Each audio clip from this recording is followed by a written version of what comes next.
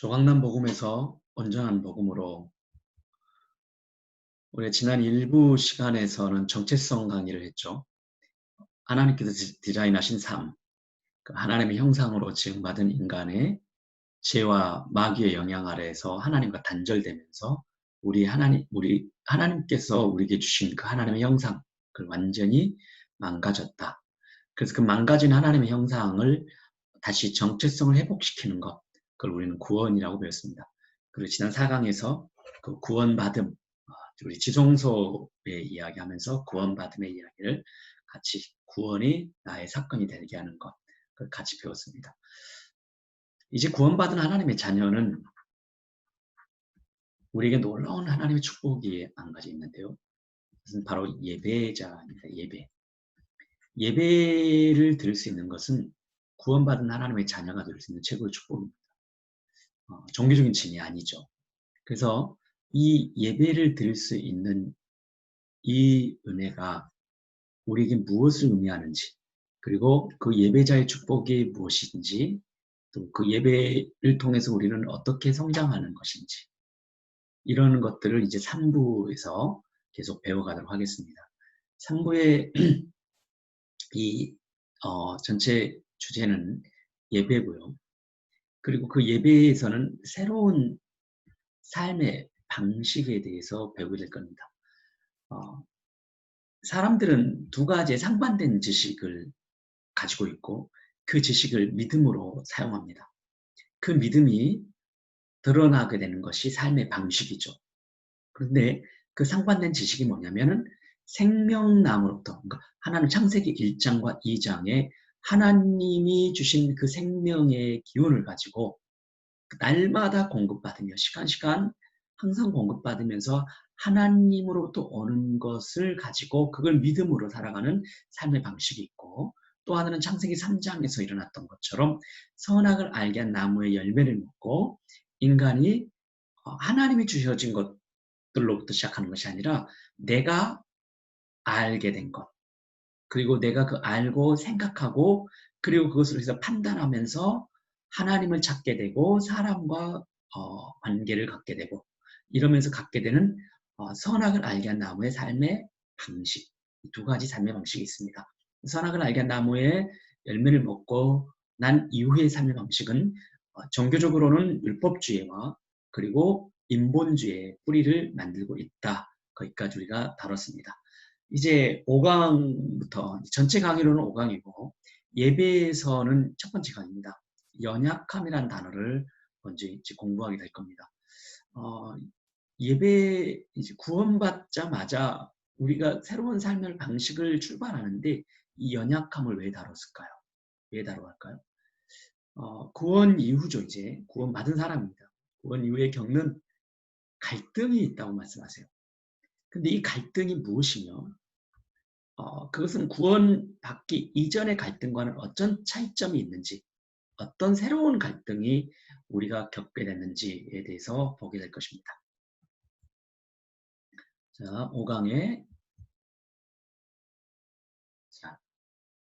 우리가 지난 그 4강의 내용까지를 4강의 내용을 중점적으로 제가 한번 짤막하게 이 책의 내용을 한번 읽어보겠습니다. 하나님께서는 그 아들 예수 그리스도의 고난과 죽으심을 통해서 사랑과 은혜를 나타내 보여주셨습니다. 속죄 제물 대신 예수 그리스도에게 우리의 죄가 옮겨지고 우리는 그 죄로부터 깨끗한 상태가 되었습니다.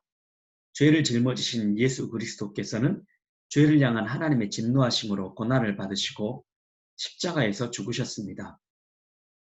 우리가 여전히 죄인이었을 때에 하나님을 위하여 아무런 열매를 맺을 수 없던 그때에 우리를 위하여 그렇게 하셨습니다. 그것을 은혜라고 합니다. 그 사실을 받아들이고 그 말씀하신 대로 하나님 앞으로 나아가는 것이 우리의 일입니다. 그것을 믿음이라 합니다.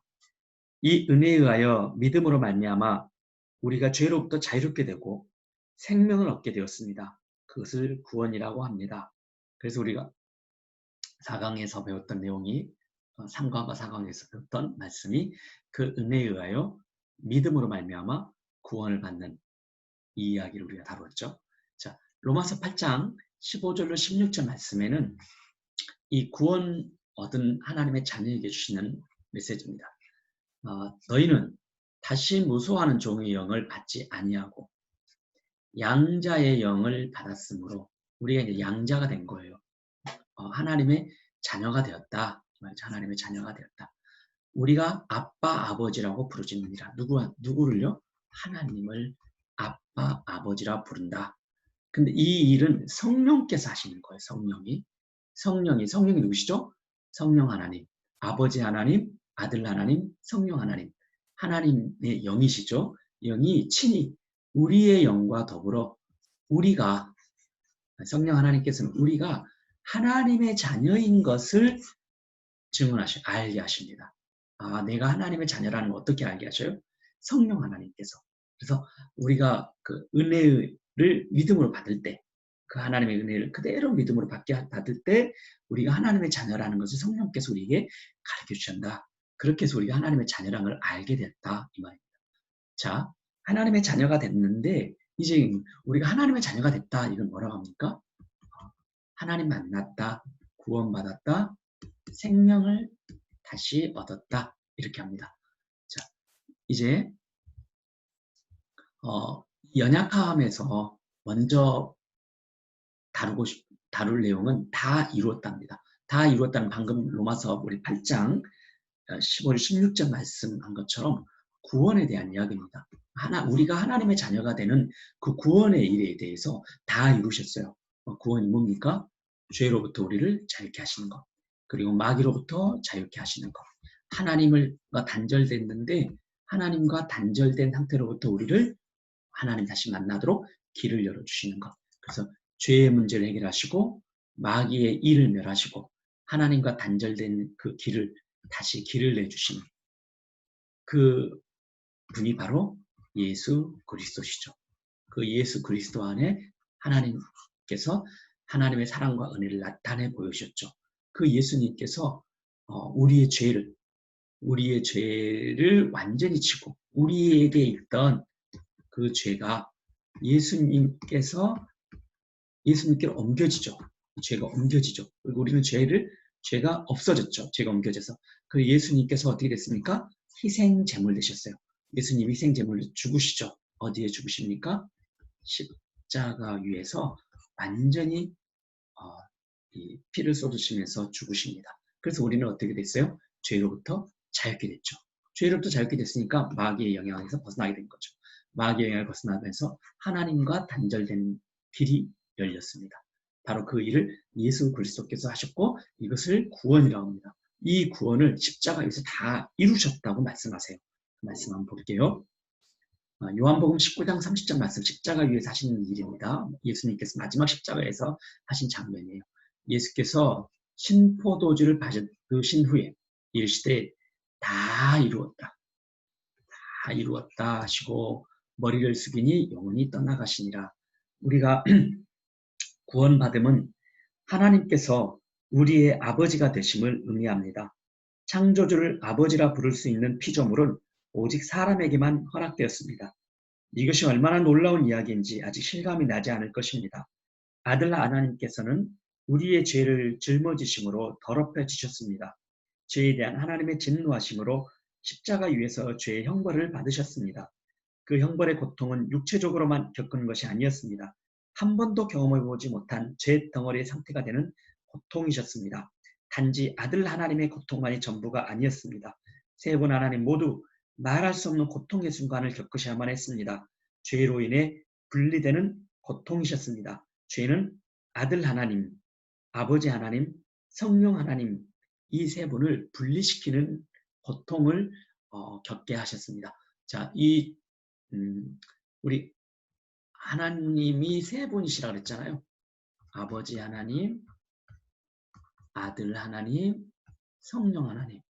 그렇죠? 아버지 하나님, 아들 하나님, 성령 하나님이 이 세 분이신데 이분 세 분은 완벽하게 연합된 완전한 연합을 이루는 인격적 교제 속에 계셨다. 그런데 아들 하나님 안에 뭐가 옮겨졌어요? 우리의 죄가 이 일이 옮겨졌잖아요.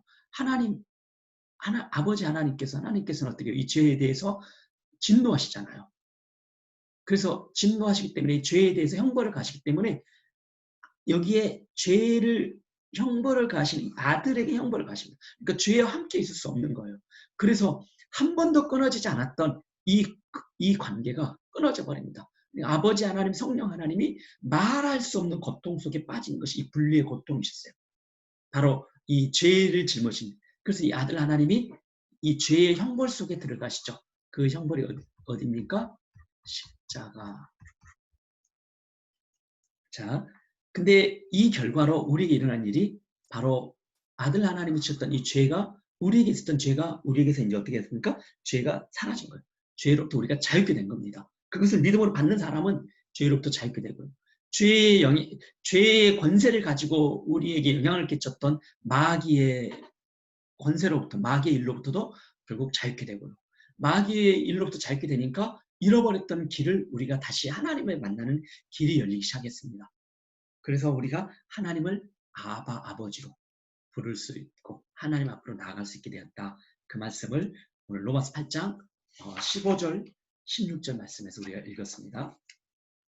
그리고 이제 우리는 이 구원받은 하나님의 이걸 우리는 이제 구원받았다고 그러죠. 이 구원받은 하나님의 자녀에게는 이제 그 다음에 어떤 축복이 있어요? 예배의 축복이 있습니다. 그래서 여러분 이 구원이나 예배는 영적 원리가 같아요. 어떤 영적 원리입니까? 은혜에 의하여 믿음으로 말미암아 구원을 받죠. 그렇죠? 네. 마찬가지로 은혜에 의하여 믿음으로 말미암아 예배를 드리는 겁니다. 그래서 모든 이 영적인 원리는 같습니다. 그러나 목적은 뭡니까? 구원은 생명을 얻는 거예요. 예배는요, 그 생명 안에 있는 능력을 누리는 거예요. 그래서 풍성한 삶을 살게 하는 것이 여기에서는 목적입니다. 그래서 목적은 다르지만은 영적인 원리, 그것을 얻게 되는 원리는 은혜에 의하여 믿음으로 구원을 받고 은혜에 의하여 믿음으로 예배자로 생명의 능력을 누리면서 풍성한 삶을 누리게 되는 것이죠. 이것이 바로 구원이라고 말씀드렸습니다. 자, 이 이제 구원인데 우리가 지금 5강에서 주제가 뭐였죠? 연약함이었잖아요. 구원받은 하나님의 자녀가 여전히 자녀에게 있는 그 연약함, 이 연약함이 무엇인지 이제 우리가 봐야죠. 그렇죠? 왜냐하면은 이 연약함이 이제 우리가 예수 그리스도 안에서 새로 태어났잖아요. 하나님의 자녀로 새로 태어났는데 여전히 우리는 어떤 죄의 성향들을 가지고 있단 말이에요. 그러면서 우리가 그 죄로부터 완전히 다 벗어날 줄 알았는데 구원받은 이후에도 여전히 죄의 유혹으로서 유혹 때문에 내가 내적인 갈등을 겪어요. 그리고 그 갈등을 겪을 뿐만 아니라 실제로 죄에 빠지기도 합니다. 그럴 때마다 우리는 굉장히 당혹스러워요. 그리고 당혹스러울 뿐만 아니라 심지어 죄책감까지 우리가 빠지기도 합니다. 그러니까 갈등이 일어나는 거죠. 갈등. 그래서 이 갈등이 성경에서 로마서 1장 21절, 24절에는 이러한 내면의 상태를 이렇게 표현합니다. 그러므로 내가 한 법을 깨달았노니 사도 바울 선생님을 이야기합니다. 사도 바울 선생님은 이 역사상의 위대한 전도자시잖아요. 그리고 복음을 깨닫고 자신의 삶을 드렸던 분이에요. 내가 한 법을 깨달았노니 곧 선을 행하기 원하는 나에게 악이 함께 있는 거예요. 그러니까 선과 악이 함께 있는 거예요. 근데 내 속사람으로는 하나님의 법을 즐거워합니다. 자, 우리가 완전히 사망에 이르렀을 때는 하나님의 법을 즐거워할 수 있는 자체가 없었어요. 하나님의 법과는 상관없었죠. 그런데 우리가 구원받은 이후에는 하나님의 법을 우리가 알게 된 거예요. 그래서 하나님의 법에 따라서 살고 싶은 거예요. 하나님의 은혜의 법에 따라서, 말씀의 법에 따라서 그렇게 살고 싶어. 그렇게 하고 싶은 거예요. 그렇게 하는 것을 우리가 즐거워하는 거예요. 그런데 내 지체 속에서 한 다른 법이 또 있습니다. 그것이 뭐냐면 내 마음의 법과 싸우기 시작합니다. 그것이 갈등이라고 합니다. 내 지체 속에 있는 죄의 법으로 나를 사로잡는 것을 본도다. 그래서 내 지체 속에 있는 이 죄의 법과 또 내 속사람이 즐거워하는 이 하나님의 법. 그래서 우리 안에 이 두 가지 법이 같이 있다. 그래서 오라 나는 공고한 사람이로다. 이것이 바로 바울의 갈등이었어요. 바울의 갈등. 이 사망의 못을 누가 나를 건져내랴. 여러분, 만약에 이러한 상태가 계속된다면 어떤 일이 할까요? 내 안에 곤고함이 계속 지속됩니다. 계속 죄의 법과 하나님의 법이 내 안에서 싸워요. 근데 그 싸우는데 이 죄의 법이 나를 계속 사로잡아요. 그러면은 우리 안에 하나님의 말씀의 법 때문에 그 은혜에 의하여 믿음으로 인하여 구원받았는데 하나님의 자녀가 됐는데 그 기쁨이 있잖아요. 근데 그 기쁨이 어떻게 될까요? 점점 사라지게 되겠죠. 그리고 그 기쁨이 사라지면은 결국은 무엇을 의미하냐면은 하나님의 자녀가 된 이후의 기쁨이잖아요. 근데 하나님의 자녀가 어떻게 됐습니까? 예수 그리스도 안에 하나님의 사랑과 은혜를 나타내 보여주셔서 그 하나님의 사랑과 은혜를 알게 되고 경험하게 되고 맛을 보면서 우리가 그 하나님의 사랑과 은혜 때문에 기쁨이 일어나는 거예요. 그래서 구원받았다는 거죠. 그래서 그런 확신이 있었던 거죠. 그 기쁨이 우리에게 확신을 갖게 한 거예요. 그런데 이 상태가 계속되면은 그 기쁨이 점점 사라지는 것처럼 또 구원의 확신이 점점 사라지는 거예요. 구원의 확신을 잃어버리는 거예요. 구원을 받았는데 내가 그 죄에 자꾸 노출되고 그 죄의 법에 자꾸 내가 사로잡히는 것을 보면서 그런 기쁨과 구원의 확신을 잃어버려가고 있는 거죠. 그러면은 구원의 확신을 잃어버리니까 내가 확신하지 못하니까 하나님의 사랑과 은혜로 우리의 삶이 어떻게 돼요? 점점 성장하고 성숙해져 가잖아요. 그런데 그 성장과 성숙해가는 그 믿음의 진보를 이루지를 못하는 거예요. 그래서 우리가 심각한 문제가 우리 인생에 일어납니다. 그래서 하나님의 친밀한 교제 속에 들어가지 못할 때 이러한 곤고함이 우리 안에 계속 있다는 거예요. 그런데 이 곤고함이 멈춰지고 또 이 곤고함으로부터 어떻게 해야 됩니까? 계속 자라가야 되겠죠. 성장해야 되겠죠. 그 성장도 어떻게 합니까? 은혜에 의하여 하나님의 은혜, 사랑과 은혜에 의하여 믿음으로 받는 겁니다. 그 믿음으로 성장하고 성숙할 수 있습니다. 근데 이 원리가 이제 이 원리 과정에서 우리의 연약함을 이길 수 있는 거예요. 자, 이제 오늘 이제 연약함을 이제 우리가 이제 본격적으로 이제 다루기 위해서 육에 속한 사람, 이제 이 푸시키코스라는 단어는요 헬라어 단어입니다. 이제 좀 어렵지만은 이 단어를 좀 성경에서 육에 속하다, 육신에 속한다 같은 의미로 이렇게 우리가 한글로는 같이 보이잖아요. 근데 이제 이 헬라어에 보면은 이게 좀 달라요. 그래서 푸시키코스라는 사람이 있고 사르키노스한 사람이 있어요. 그럼 이 두 가지가 어떻게 다르는지 이걸 이제 우리가 배우게 됩니다.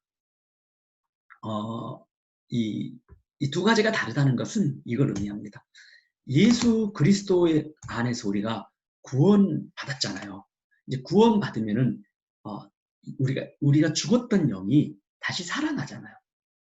그때 죽었던 영이 다시 살아나는 것을 우리는 영적인, 그러니까 영으로 다시 살아났다. 영적 존재가 되었다 이 말입니다. 그런데 그 영적 존재가 되기 이전에, 구원받기 이전에는 어떤 상태입니까? 우리가 완전히 영이 죽었죠. 그 영이 완전히 죽은 상태, 그것을 푸시키코스라고 합니다. 우리가 영이 완전히 죽은 상태, 그걸 푸시키코스라고 해요. 그럼 사르키노스는 뭐냐? 이거는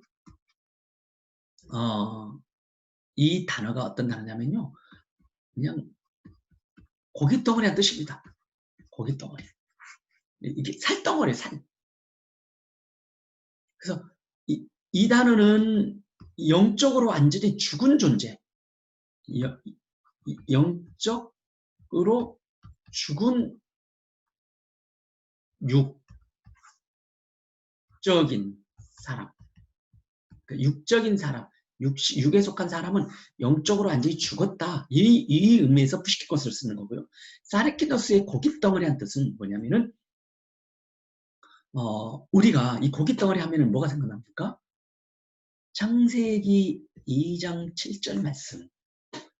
하나님께서 흙으로 사람을 지으셔서 그 코에 무엇을 불어넣으시죠? 생명의 기운. 이 생명의 기운은 무엇입니까? 하나님의 생명의 기운이었죠. 그 생명을 불어넣으셔서 우리가 어떻게 됩니까? 살아있는 영이 됩니다. 산영. 그러니까 이게 살아있는 영적 존재가 되는 거예요. 근데 우리가 이 하나님의 생명의 기운을 받았지만 하나님은 우리의 태생적인 한계가 뭐였습니까? 흙이었어요. 흙덩이라는 거예요. 흙덩이. 이 흙덩이라는 게 바로 고깃덩이라는 뜻이에요. 그래서 육에 속한 사르키노스라는 단어는 흙덩이라는 뜻입니다. 그러면은 이 사르키노스는 더 정확히 말하면은 그러니까 창세기 1장, 2장의 창조 이야기잖아요. 창조될 때 하나님께서 우리를 육에 속한 사람으로 지으셨죠. 사르키노스. 죄에 있는 상태가 아니라 사르키노스, 그냥 흙덩이 존재로 지으셨잖아요. 그 흙덩이 존재에 뭘 하셨습니까? 생명을 불어넣으셨잖아요. 생명을 불어넣으셨어요. 그렇죠? 근데 그 생명이 어떻게 됐습니까? 단절돼 버렸어요. 죄와 마귀의 영향 아래서 하나님과 단절돼 버렸어요. 그러면서 이 생명이 어떻게 됩니까? 사망에 이릅니다. 즉 우리가 어떤 존재가 돼요? 그러니까 영적으로 사망돼 버렸어요. 이 영적으로 사망은 뭐라고 하냐면은 푸시키코스라고 합니다. 푸시키코스. 육에 속한 사람이라고 해요. 이때.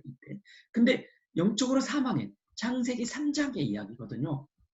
창세기 3장의 이야기인데 사르키노스 이 흙덩이는 바뀌었습니까? 여전히 사르키노스죠. 그렇죠. 여전히 고깃덩어리예요. 그 고깃덩어리가 어떤 존재가 됐어요? 푸시키코스가 된 거예요. 지금 이해되셨습니까? 그런데 이제 우리가 이제 구원받았어요. 구원받으면 다시 회복되는 거잖아요. 그럼 회복됐으면은 우리가 다시 사망에 영적으로 사망했던 것이 다시 영적으로 어떻게 됐습니까? 우리가 예수 그리스도의 은혜로 믿음으로 말미암아 구원, 생명을 얻었어요. 그래서 이제 우리는 푸시키코스의 상태가 안 되는 거예요. 육에 속한 육의 자녀가 육이 아니라는 거예요. 이제는. 근데 사르키노스는 어때요? 우리가 이 흙덩이가 이 태생적 한계가 다시 바뀌진 않죠. 회복됐으니까 그대로 사르키노스겠죠. 그래서 이 사르키노스는 그대로 여전히 우리 안에 남아 있습니다. 그래서 이 부분은 우리의 연약함이라고 우리 창세기 1강에서 배웠잖아요.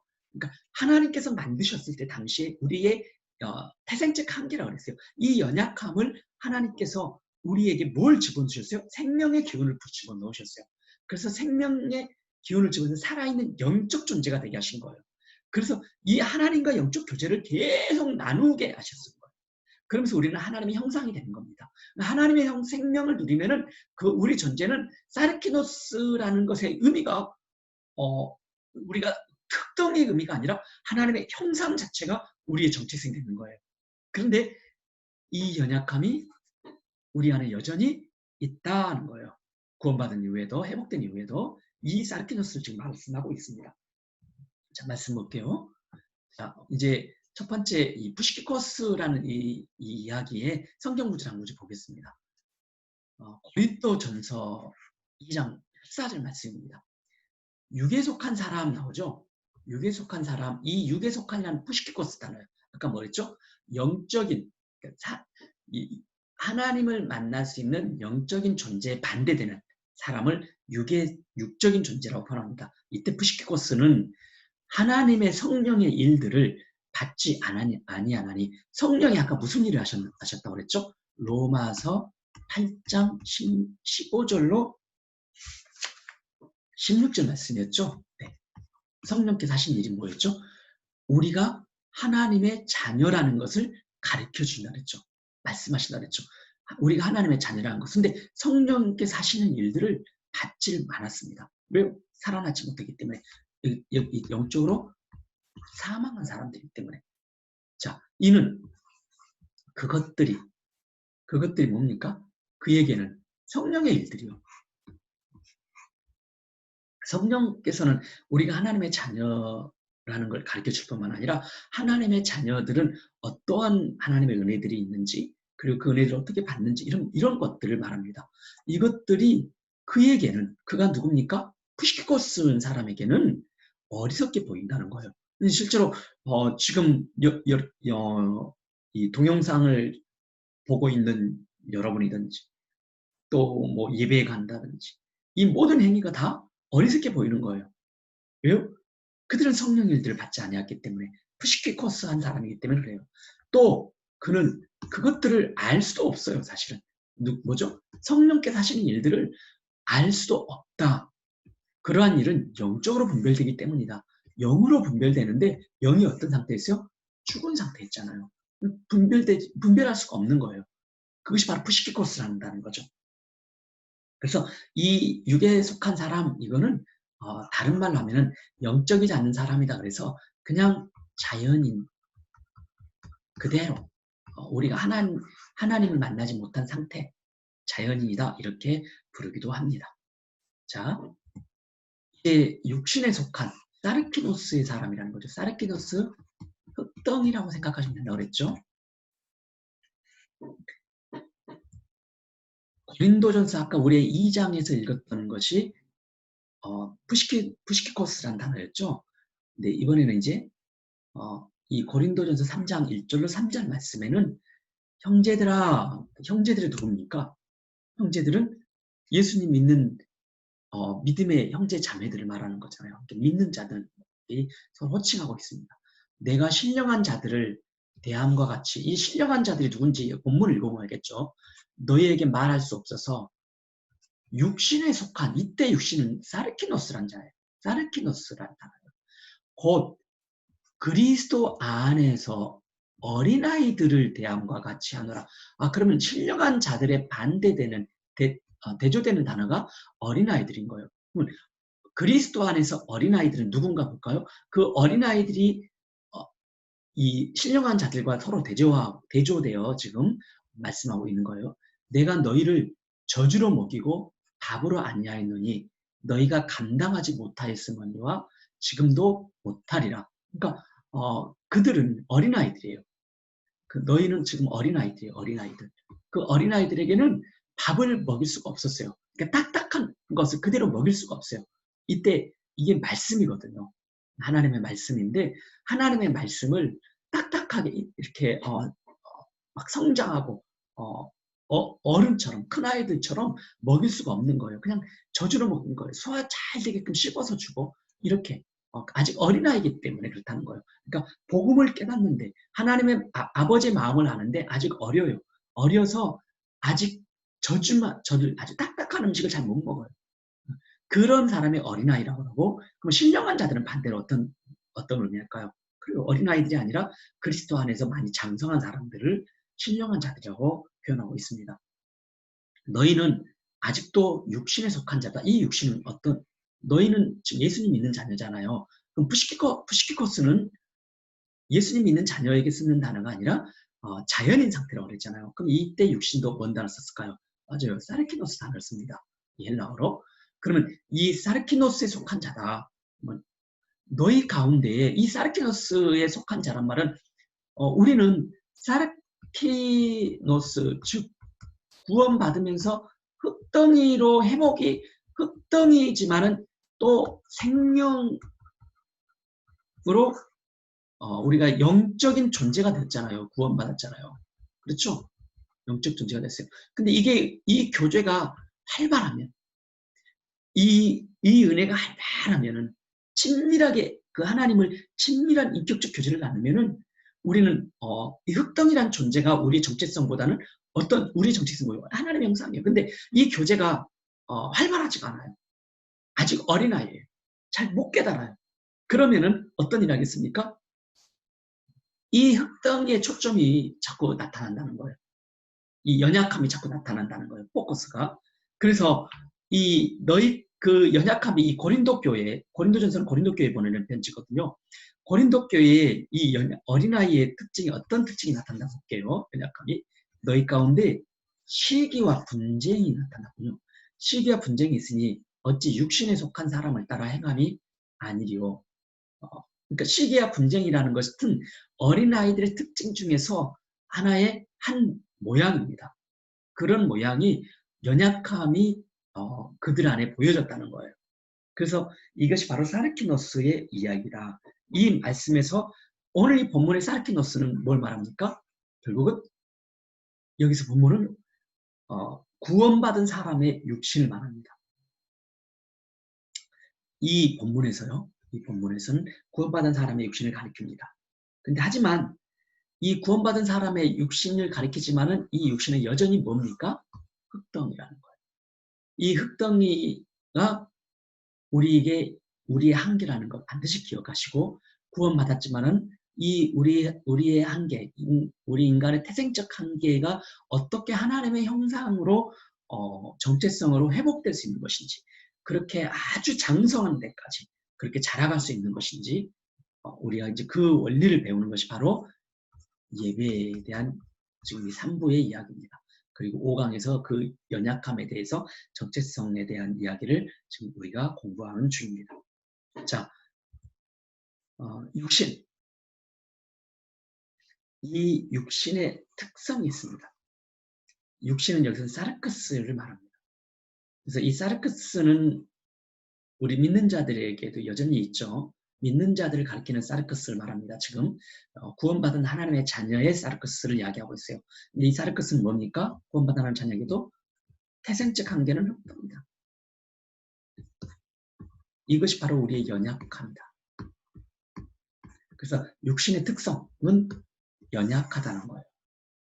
그 연약하기 때문에 우리는 뭐가 필요합니까? 하나님과의 생명의 능력을 끊임없이 공급받은 하나님과 친밀함이 필요합니다. 인격적 교제가 필요한 거예요. 연약하기 때문에. 자, 그러면 이 연약함, 이 육신의 특성인 사르크스의 연약함은 죄인가요? 자, 하나님께서 흙덩이를 창조하셨잖아요. 죄를 창조하신 게 아니에요.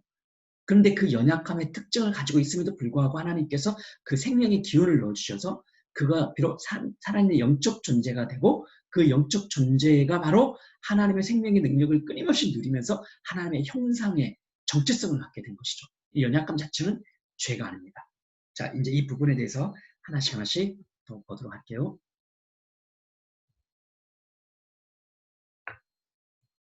자, 육신의 특성은 연약하다. 이 부분 보겠습니다.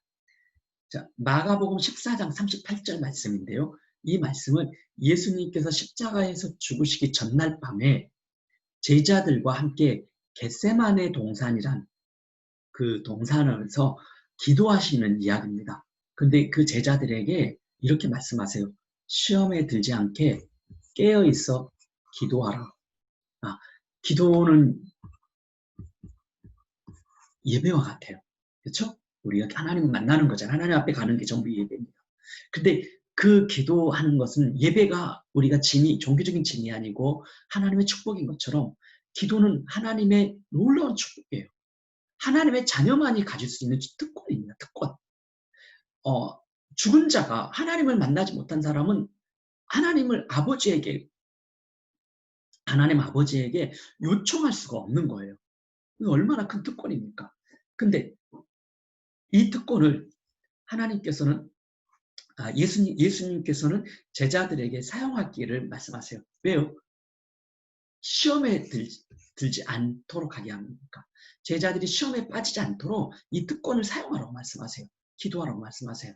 얼마나 큰 이 축복이 있습니까? 그러니까 하나님의 말씀이 있어요. 예수 그리스도의 하나님의 법이죠. 하나님의 법이에요. 근데 이 법을 저도 그렇고 여러분도 그렇고 이 제자들도 역시 마찬가지일 거예요. 마음에는 원입니다. 그렇게 하고 싶었어요. 그런데 어떻게 합니까? 이때 사용하는 단어가 육신 사르크스라는 단어. 육신이 약합니다. 약하다는 뭔 말이에요? 아직 어린아이라는 뜻이에요. 어린아이. 그러니까 어린아이니까 아직 그 생명의 능력, 생명줄에 속에 있는 그런 영적 교제에 그것을 잘 못 알아들어요. 그걸 못 누리고 있는 거예요. 그래서 초점이 아직 내 안에, 내 태생적 한계에 많이 놓여 있어요. 근데 어린아이입니다. 구원받았지만 어린아이에 불과한 거예요. 이들이 예수님을 3년 반 동안 따라다녔지만 그들에게 또 제자로서 그렇게 훈련을 받았지만은 여전히 예수님을 이해하는데 많은 제한을 가지고 있었어요. 그러니까 예수님을 육으로 많이 이해했었어요. 예수님을 떡을 주시는 분, 예수님께서 그 이스라엘 나라를 그 회복하시는 그런 분. 그러니까 굉장히 육으로 이해를 하셨단 말이에요. 그러니까 구원의 뭔지를 아직 잘 몰랐던 거예요. 근데 예수님을 따라다녔어요. 그러니까 아직 어린아이죠. 그래서 마음은 원이었는데 그 원한 대로 행하지 못하게 된 거예요. 그러니까 공고한 상태가 빠진 거죠. 이제 바로 어떻게 보면은 우리의 상태가 바로 이와 상태였지 않을까 해요. 근데 이런 상태가 오래 가면 안 되잖아요. 그렇죠? 이 제자들도 이 상태가 오래 가진 않습니다. 이 상태에서 이들이 이제 사도행전의 말씀을 우리가 보면은 완전히 바뀌어버려요. 하나님과 친밀한 교제를 누리면서 이들이 완전히 바뀝니다. 그들이 바뀌는 원리를 우리는 지금 이 복음을 통해서 이제 배우고 있는 거예요. 하나님의 자녀는 기도할 수 있는 특권을 가진 자입니다. 예수님께서 자녀의 특권으로 시험에 들지 않게 기도하라고 제자들에게 권면하셨습니다. 제자들도 그 말씀에 따라 기도하려는 마음은 간절했습니다. 하지만 기도하는 일에 실패했습니다. 로마서 7장 25절 마음으로는 하나님의 법, 육신으로는요. 예, 이 연약함은 자꾸 죄의 법이 이 창세기 3장에 있는 그 법으로 우리가 자꾸 우리의 생각을 끌고 간다는 거예요. 자, 갈라디아서 5장 17절 말씀입니다. 육체의 소욕은 이 육체가 바로 사르크스 이야기입니다. 성령을 거스러요. 흑덩이는 성령의 하나님의 일을 거스러요. 성령께서는 그 흑덩이했던 그 연약함을 그대로 허락하지 않으십니다. 그래서 이들이 서로 대적하여 갈등을 갖고 있다는 거죠. 그래서 오늘 이 새로운 갈등이라고 표현했습니다. 새로운 갈등. 구원받은 자가만이 가질 수 있는 갈등이 시작입니다. 그러니까 우리의 태어난 것의 신호죠, 신호. 그래서 대적함으로 너희가 원하는 것을 하지 못하게 하려 함이니라. 원하는 것을 하지 못하도록 이런 것들이 우리의 육의 본성들이 끊임없이 지금 남아있다는 거예요. 어떤 이 본성들이. 자, 연약함의 기회를 타고 죄가 들어와 우리 몸의 지체들이 의롭지 못한 일들에 사용될 수 있습니다.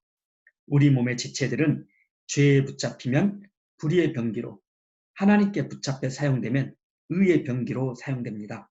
죄에 붙잡혀 사용될 수도 있고 하나님께 붙잡혀 사용될 수도 있습니다. 로마서 6장 13절 말씀, 너희 지체를 구원받은 하나님의 자녀입니다. 지체란 우리 몸을 말합니다. 몸에 붙어있는 모든 걸 말해요. 우리 내면의 생각부터 시작해서 우리의 생각에서 흘러나오는 것들이 우리의 몸의 지체들을 움직이죠. 그렇죠? 우리의 눈빛부터 손과 발을 움직입니다. 그 지체를 불이 의롭지 못한데 무기로 사용하는 거예요. 무기로. 그래서 죄에게 자꾸 내주는 거예요. 흑덩이 연약함 때문에, 이 연약함 때문에. 근데 내주지 말라고 말해요. 그러면 이것을 우리는 어떻게 할 수 있어요? 내주지 않을 수 있는 게 어떻습니까? 이 연약함을 우리는 흑덩이 어떤 게요? 생명의 기운, 생명의 능력을 끊임없이 공급해서 그분과 친밀한 인격적 교제를 나누는 거예요. 그래서 그 은혜는 그 은혜를 인하여 믿음으로 말미암아 내주지 않는 싸움을 싸우는 겁니다. 그 은혜 인하여 믿음으로 말미암아 오직 너희 자신을 죽은 자 가운데 다시 살아난 자 같이 누구죠? 예수 그리스도 하나님께 드리며 하나님께 우리 자신을 드리랍니다. 그래서 너희 지체를 하나님께 드리는 의의 무기로 하나님께 드려라. 사용하라. 그래서 우리는 우리의 이 지체를 불의의 무기로 죄에게 줄 수도 있고요. 또 의의 무기로 하나님께 드릴 수도 있습니다. 생명 얻은 구원받은 자녀는 그래요. 그래서 이 말씀을 그대로 은혜로 받는 거예요. 그 은혜의 힘으로 우리가 그렇게 살 수 있다고 말씀하세요. 그게 은혜의 힘입니다. 우리가 그렇게 살아야만 돼. 그렇게 안간힘 쓰는 건 뭐죠? 선악을 알게 한다는 힘이에요. 그것을 나를 통해서 내가 그렇게 해야 되는데 하는 게 아니라 하나님부터 오는 그 생명의 은혜의 법 아래서 살아가는 거예요. 은혜의 법. 자, 연약함은 죄가 아니다 그랬죠. 이 부분에 대해서 한번 책의 내용을 한번 같이 제가 읽어보겠습니다. 왜 하나님께서는 예수 그리스도의 피로 우리를 구원하실 때 우리의 육신을 연약한 상태에 놓아두셨을까요? 하나님의 능력이 부족하셨을까요? 연약함은 죄가 아닙니다. 이 이야기는 인간의 근본이 피조물인 흙덩이 곧 연약한 존재라는 점에서 시작됩니다. 인간은 특별한 그 무엇이 덧입혀지지 않으면 근본인 흙덩이의 연약함에서 벗어날 수 없습니다. 하나님께서 특별한 그 무엇을 인간에게 주셨습니다. 그분의 생명을 나누어 주셨습니다. 연약함으로 인하여 오히려 더 큰 은혜를 입게 된 것입니다. 그 생명은 인간이 자신의 근본인 흙덩이라는 한계를 넘어 새로운 존재가 되게 하셨습니다. 그것은 인간이 하나님으로부터 나오는 생명과 풍요로운 삶을 살 수 있도록 만들어졌음을 의미합니다. 인간이 특별한 존재로 살아가기 위해서는 이 사실을 반드시 기억해야만 합니다. 그것을 항상 기억하도록 만들어 놓으신 장치가 선악을 알게 하는 나무였고 인간에게 그 나무 열매를 먹지 말라고 하셨죠.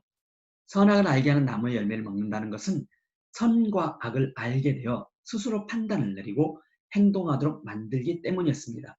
그런데 인간은 하나님께서 창조하신 생명의 원리를 거부했습니다. 그 결과로 하나님과 단절되고 생명줄이 끊어졌습니다. 이로 인하여 하나님으로부터 오는 것이 아닌 인간 스스로에게 나온 것들로 인간의 모든 생각과 행동의 기준을 삼게 된 것입니다. 이것이 곧 하나님과 연결되어 그분으로부터 흘러나오는 생명이 멈춰버린 이유입니다. 선악을 알게 하는 나무의 열매는 죄를 짓게 하도록 창조된 것이 아니었습니다. 오히려 피조물인 인간의 연약함을 가지고 하나님으로부터 나오는 생명을 누리도록 하기 위함이었습니다. 마찬가지로 우리에게 있는 연약함은 하나님과 친밀한 교제를 이루어가는 데 중요한 통로입니다. 하나님을 갈망하고 그분의 은혜를 구하는 통로입니다. 연약하기에 하나님을 찾게 되고 친밀한 연합을 이루어갈 수 있습니다. 하나님께서 우리의 이 흙덩이라는 연약함은 이 죄가 아니다. 오히려 이 연약하기 때문에 하나님의 생명을 구하게 되고 그 생명의 능력이 풍성한 것들을 구하게 되고 끊임없이 하나님을 찾게 된다는 거예요. 끊임없이 오늘도 분을 찾게 된다는 거죠. 만약에 하나님을 찾지 않으면 이 관계가, 이 교제가 막히면 어떻게 됩니까? 다시 이 흙덩이가 살아나는 거예요. 연약함, 살아난다는 거예요. 자, 이제 이 육신의 연약함, 이 사르크스를 말합니다. 이 육신의 연약함에 지배를 벗어나는 힘이 어디 있는지 하나씩 볼 거예요. 크게 먼저 보면은 육신의 모양으로 오신 예수님에 대해서 배울 거고요. 두 번째로는 그 연약함은 그 은혜를 갈망하게 하는 통로입니다. 오히려 축복이에요. 그 은혜를. 육신의 연약함의 지배를 벗어나는 힘은 하나님과의 친밀함으로부터 나옵니다. 이 세 가지를 하나씩 보도록 하겠습니다. 육신, 사르크스의 모양으로 오신 예수님. 자, 봐보세요. 로마서 8장 3절 말씀에 자기 아들을 누구죠? 예수 그리스도를 말씀하십니다. 죄 있는 육신의 모양으로 보내요. 육신, 사르크스라는 단어를 썼거든요. 그럼 뭐죠? 흙덩이에 보내요. 흙덩이인 상태로 우리에게 나타내 보이셨다는 거예요. 눈에 보이도록 우리에게 보이셨다는 거예요. 근데 이 흙덩이에는요, 죄 있는 우리 육신의 상태가 전부 죄를 가지고 있었잖아요. 근데 그 죄 있는 상태, 즉 연약한 흙덩이인 상태라는 거예요. 연약한 흙덩이 상태. 자, 모든 일에 히브리서 4장 15절입니다. 우리와 똑같이 시험을 받으신 이로되. 왜 그렇습니까? 우리와 똑같이 시험을 받았어요. 우리와 똑같은 연약함에 시험을 당하십니다. 그분도 흙덩이로 오셨기 때문에 우리 죄를 해결하시려고 이 땅에 오신 예수님도 우리와 같은 연약함을 지니셨습니다. 연약한 육신을 가지고 계셨을 뿐만 아니라 모든 일에 우리와 똑같이 시험을 받으셨습니다. 그래서 우리의 연약함과 우리의 상황의 심각성을 충분히 아시고 계십니다. 히브리서 4장 15절 말씀. 그래서 우리의 연약함을 동정하지 못하실 리가 아니요. 예수님 그리스도께서는 우리와 같은 동일한 연약함을 가지고 계셨기 때문에 우리를 동정하시는 분이시다. 우리를 아시는 분이시다. 하지만 예수님, 사르크스를 입고 오신 예수님과 사르크스를 가진 우리와 차이점이 하나 있어요. 히브리서 4장 15절 16절 말씀인데요. 모든 일에 우리와 똑같이 시험을 받으신 이로되. 우리가 똑같이 시험을 받았어요. 연약함. 사르크스의 연약함이 있죠. 근데 뭐가 없으세요? 죄는 없으시대요. 제가 그랬죠. 이 연약함이 죄가 아니라고 그랬잖아요. 그렇죠? 이 흙덩이는 죄는 아니에요. 근데 그래서 우리도 그러면은 예수님처럼 어떤 존재가 될 수 있습니까? 죄를 이길 수 있는 거예요.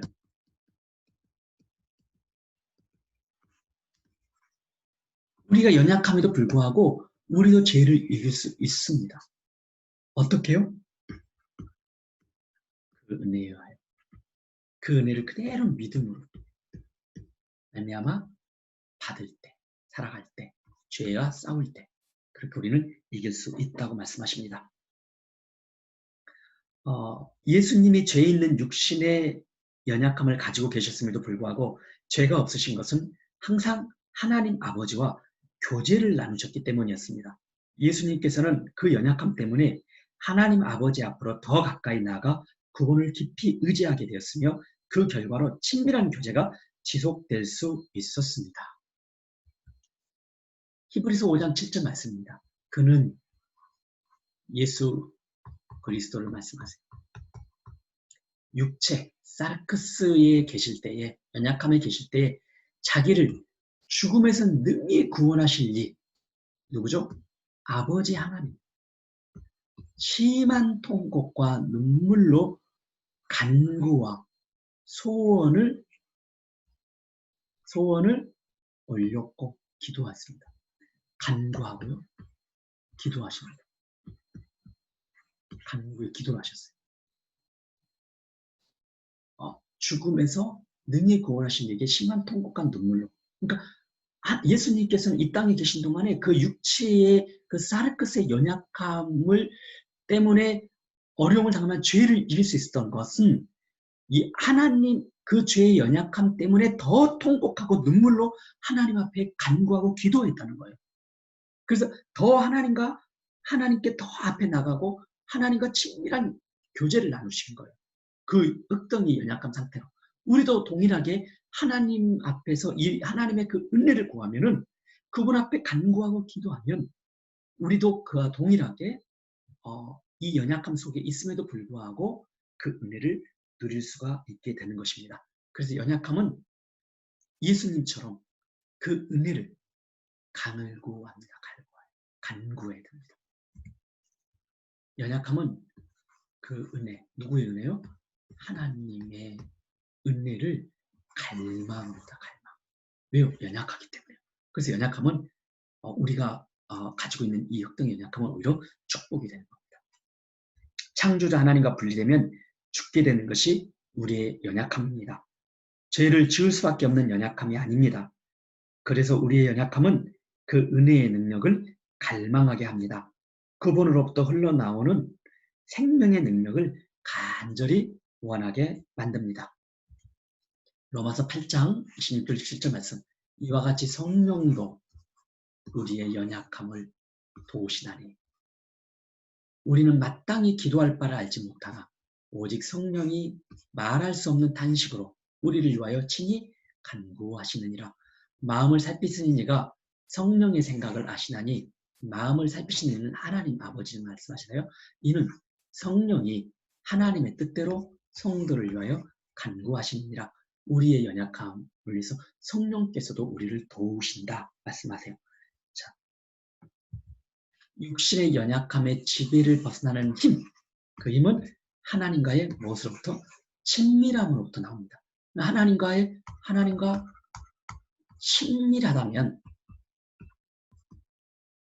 우리는 흙덩이가 포커스가 아니라 하나님의 생명을 받은 하나님의 형상이 우리의 정체성이 되는 거예요.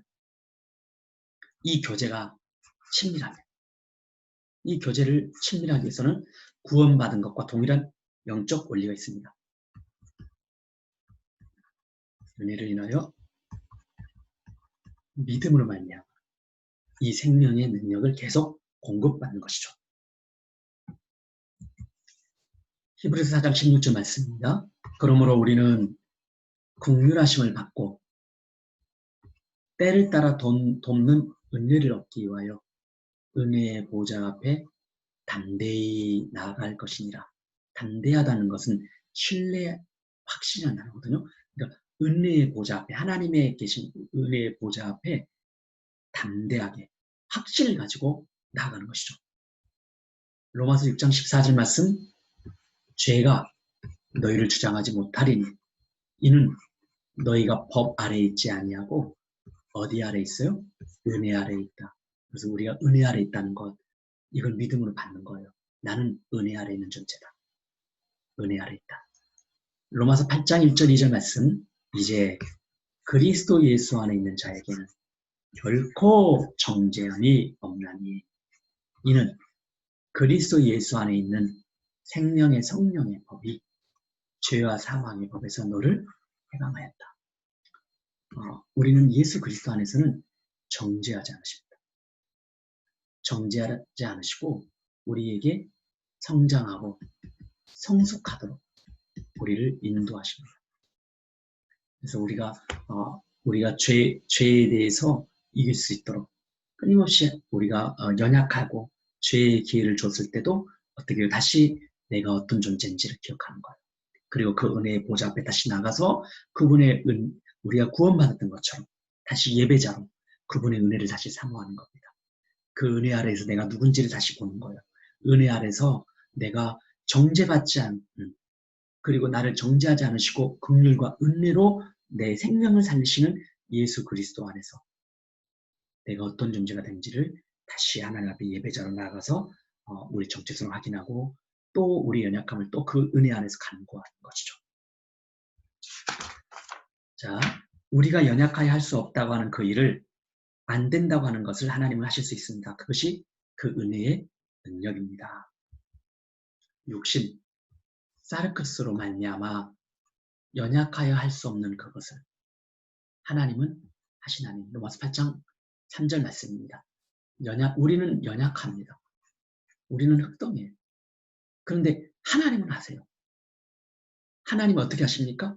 하나님의 생명의 능력을 우리에게 공급해 주셔서, 그래서 우리가 하나님의 형상이기 때문에 이렇겠던 하나님과 친밀한 인격적 교제를 나누면서 그렇게 우리가 연약함에도 불구하고 하나님의 법을 이루어갈 수가 있는 것이죠.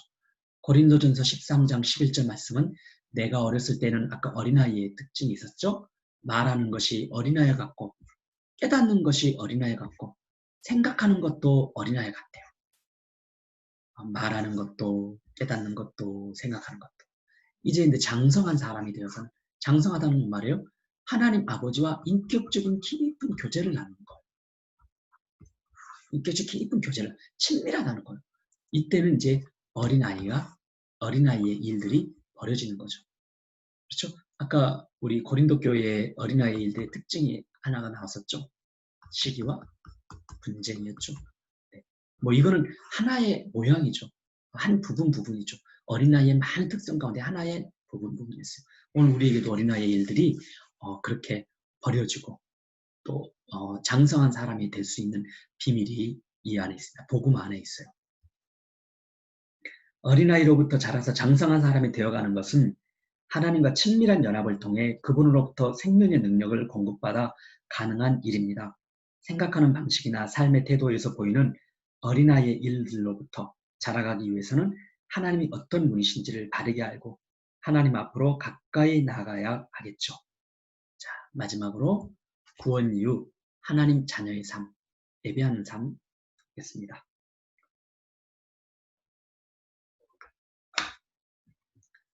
구원 이후에는 하나님의 자녀의 삶은 예배하는 삶입니다.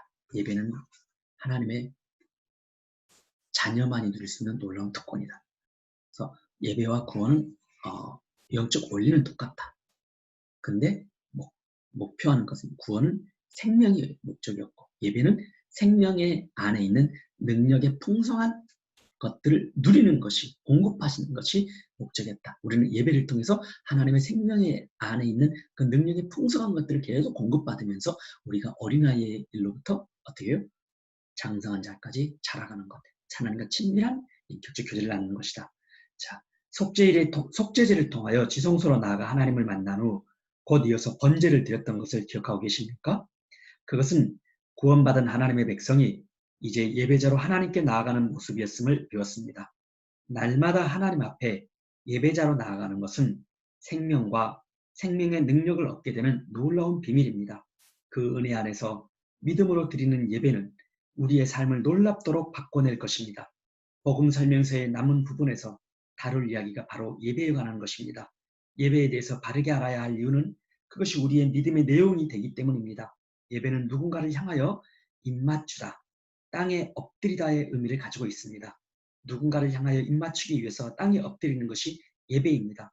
예배하는 자들에게 가장 중요한 것은 우리가 엎드리는 대상, 곧 예배의 대상을 바로 아는 것입니다.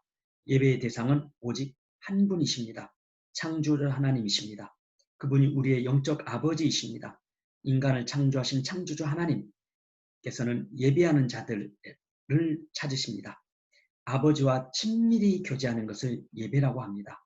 예배를 통한 아버지와의 친밀함이 우리를 성장하게 하고 성숙하게 합니다. 성장하고 성숙해진다는 것은 삶이 더 풍요로워진다는 것을 의미합니다. 구원을 은혜로 인하여 믿음으로 받은 것처럼 예배도 은혜 아래서 믿음으로 예배할 때 그 예배가 온전한 예배가 됩니다.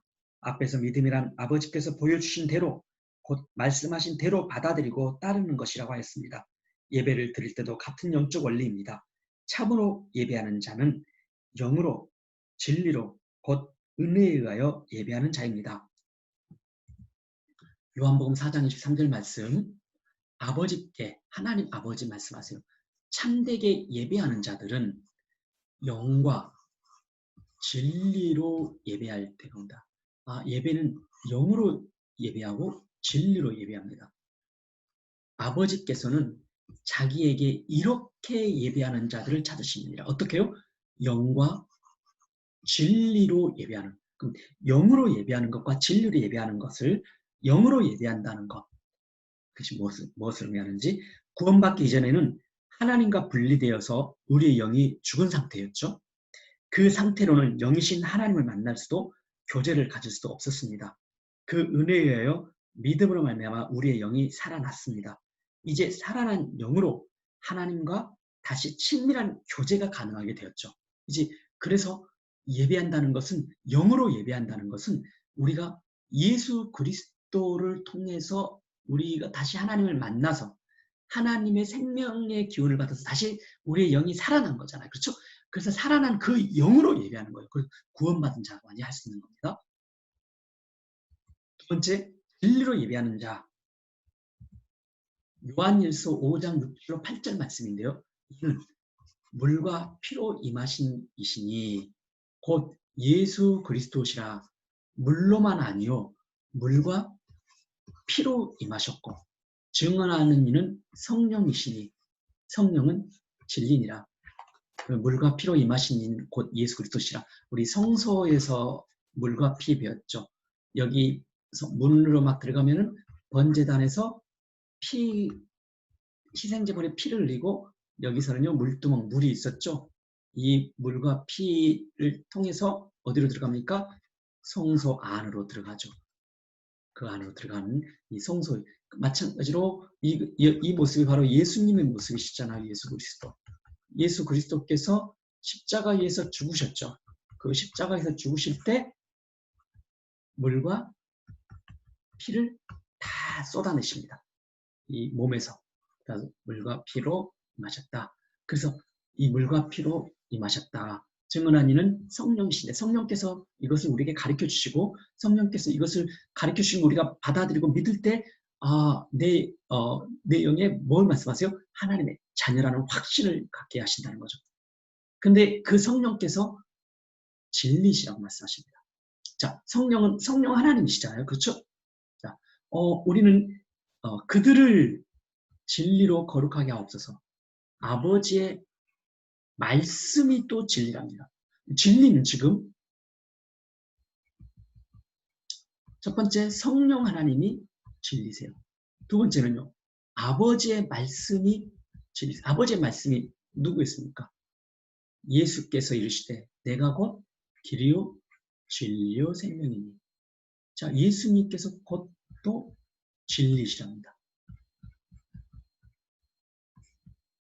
그래서 이 성령 하나님, 아버지의 말씀, 예수 그리스도, 이분이 진리세요. 그래서 우리는 진리로 예배하는 게 뭡니까? 성령 안에서 예배하는 거예요. 성령이 하시는 무슨 일을 하시죠? 우리가 하나님의 자녀라는 걸 확신을 갖게 하시는 거예요. 예수 그리스도, 그분이 누구신지, 하나님이 어떤 분인지를 알게 하시는 거예요. 증언하시죠. 그래서 그분은 거짓 영인, 마귀가 거짓 영이라면 성령 하나님은 그 거짓말을 전부 무너뜨리신 진리로 우리를 가르치시는 거예요. 진리가 이거라고 가르쳐 주시는 것이죠. 그리고 아버지의 말씀이 곧 또 진리입니다. 그래서 우리는 예배를 하려고는 아버지의 말씀 안에서 예배하는 거예요. 그래서 철저하게 우리는 말씀을 가지고 말씀을 들여다보면서 세밀하게 보면서 하나님을 예배하는 예배자가 되어야 되는 거예요. 바로 그 예배자를 찾고 계십니다. 그리고 어디 안에서요? 예수 그리스도 안에서 예배하는 겁니다. 예수님 안에서. 왜요? 예수님 안에 하나님의 사랑과 은혜가 나타내 보이셨잖아요. 그래서 그 안에서 예배하는 거죠. 자, 성령 하나님은 진리의 영이시며 말씀의 영이십니다. 우리가 말씀을 읽고 듣고 살피면서 그 말씀에서 예수 그리스도를 알기를 갈망할 때 말씀의 영이 일하십니다. 그분이 우리가 듣고 읽는 그 말씀을 가르치시며 깨닫도록 도우실 것입니다.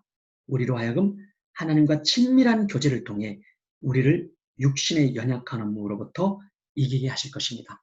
예배는 곧 하나님과의 친밀한 영적 교제를 나누게 하시는 통로다.